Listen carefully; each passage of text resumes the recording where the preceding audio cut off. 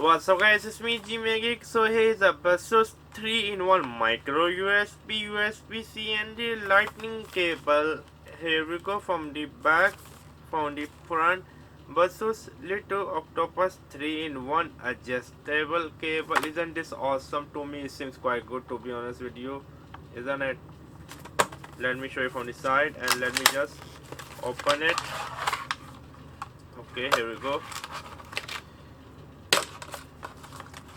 I mean, it seems quite good at the end of the day to me.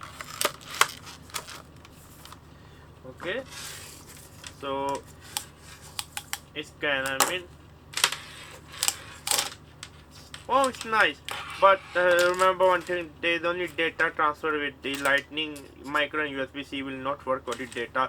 So it means that at one time you can just plug this one and you can charge three kind of device, which is literally awesome, to be honest with you. Yep, yeah, it's literally awesome. It's a very good thing, to be honest with you. I will just say that it's a very good thing.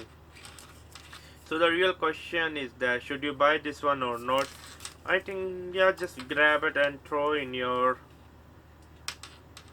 It can become very long, to be honest with you.